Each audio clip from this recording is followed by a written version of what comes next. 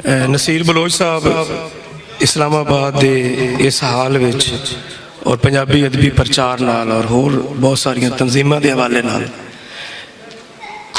कई दफ़ा आए ने।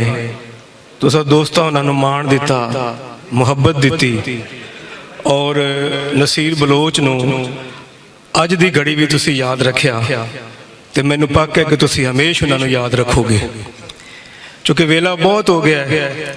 और साडा मकसद इत्थे सच्ची गल है कि थोड़ी मुकान जलनी असी आए हाँ। मुशायरा तो ज़ाहिर है कि असी की पढ़ना है। असी हाली उस फेज कि जेड़े फेज बंदा कुछ आख नहीं सकता, हाली तो असी सुनने की भी सकत नहीं साडे च।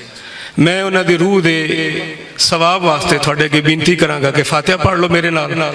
ते शुक्रिया थोड़ा सारे दोस्तों का, पूरे पाकिस्तान की नुमाइंदगी हुई खास तौर पर अमजद भाई और ने और इन्हां दी तंजीम ने, जटियाना साहब ने, मलक मेहर अली साहब ने और पंजाबी अदबी प्रचार के हवाले नाल और अकादमी अदबियात के हवाले नाल मैं सारियां दा शुक्रगुजार हाँ और फर्दन सारियां दोस्तों का दिलों बजानों शुक्रिया अदा करना वा। फातिहा लई एक बारी जरा मेहरबानी हाथ उठाओ।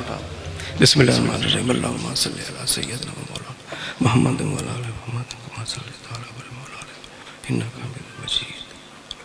अल्हम्दुलिल्लाहि रब्बिल आलमीन मालिकि यौमिद्दीन नस्तईन सिरातल मुस्तकीम सिरातल लज़ीना अनअमता अलैहिम गैरिल मग़दूबि अलैहिम रहीम कुल हुवल्लाहु समद लम यलिद वलम यकुन लहु कुफुवन अहद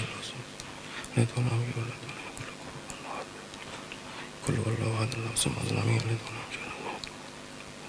अल्लाहुम्मा सल्लि अला मुहम्मद व अला आलि मुहम्मद कमा सल्लैता अला इब्राहीम व अला आलि इब्राहीम इन्नका हमीदुम मजीद।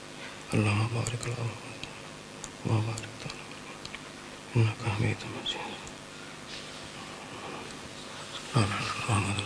बहुत शुक्रिया, बहुत मेहरबानी।